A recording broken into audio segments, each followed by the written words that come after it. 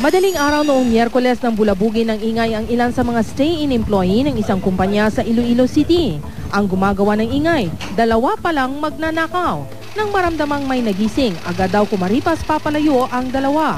Pero hinabol sila ng mga empleyado at hindi nagtagal, nahuli ang isa sa kanila. Pagsulod nila, huwag ko kabatsyag, pero pag na nila, nabatyagan ko ay ara ko sa slakyan nga igda mo. Dila ko slakyan nga tulog. Kaya mo ito nga maglagsanay kami dayon.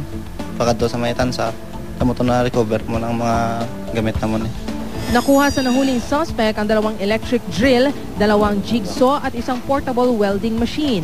Pero sa kabila nito, todo tanggi pa rin ang suspect. May nagtudlo lang sa ako wala mo muna kabalungan. Ano nga na yung tapo ko.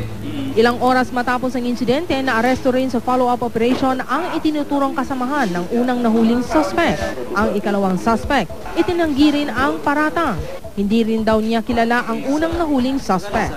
Pero ayon sa mga otoridad, malinaw ang ebidensya laban sa mga suspect. So subong detain sila dire no pagpailan ta sang kasong robbery. Kagamuya to ang mga balitang agin tutukan diri sa Iloilo. Ako po si Charlotte Tan.